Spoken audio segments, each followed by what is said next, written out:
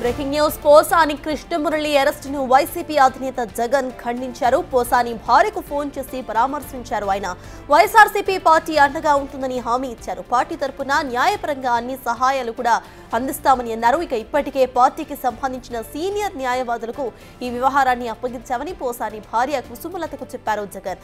ఏపీలో నిరంకుశ పాలన నడుస్తోందని విమర్శించారు ఆయన. హలో నమస్తే అమ్మా. నమస్తే అండి. నమస్తే అమ్మా. మొత్తం అందరం తోడుగా ఉండమ్మా. ఇన్ఫాక్ట్ అందరు సుధాకర్ రెడ్డి అందరికీ కూడా చెప్పిన అందరూ టోటల్ గా అటెండ్ కమ్మని చెప్పి ఐ థింక్ అందరు అనంతపురం కూడా వచ్చినట్లున్నారు. అన్ని రకాలుగా డోంట్ బి డిసార్టెండ్ అమ్మా.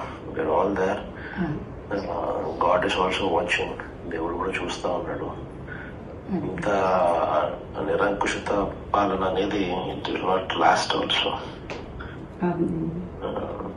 ధైర్యంగా ఉంటాడు.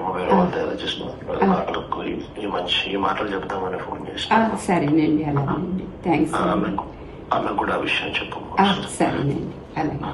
నమస్తే. ధైర్యంగా ఉంటాడు.